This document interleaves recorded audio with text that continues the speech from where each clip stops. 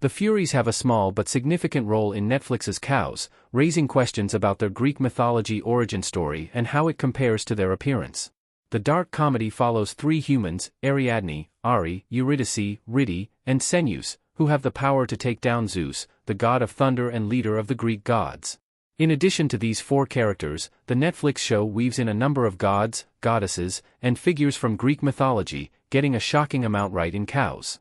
While some gods, like Hera and Dionysus, play a central role in the story, others have a much less prominent role. Medusa is only featured in a handful of scenes, but she helps run the underworld. Daedalus is a captive of King Minos, helping him run his estate. Even Achilles gets a nod through an Easter egg at the grocery store.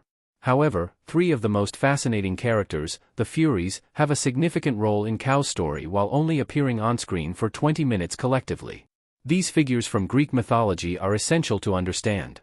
The three Furies in Greek mythology explained.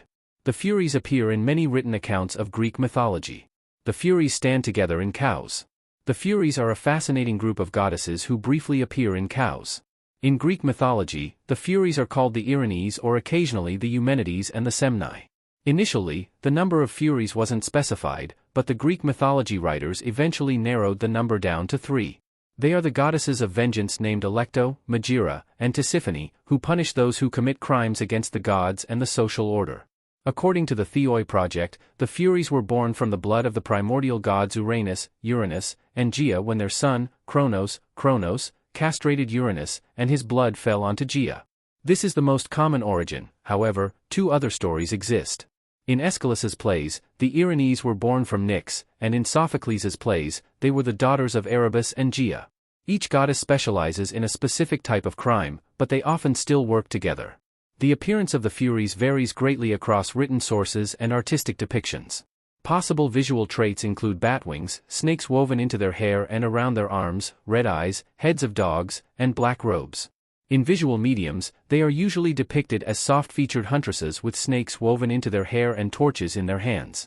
With such a broad depiction of the Furies, the Netflix series could depict the goddesses however they wanted, as long as the Kaos characters seemed tough and strong.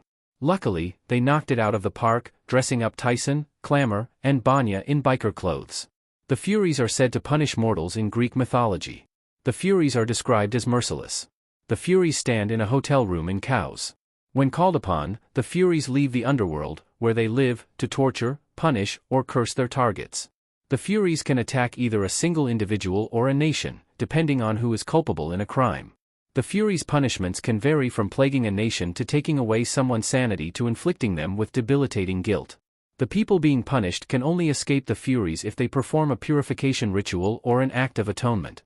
Notable individuals who escaped the Furies' punishment are Orestes, who killed his mother, and Heracles, called Hercules in Roman mythology, who killed his wife and children.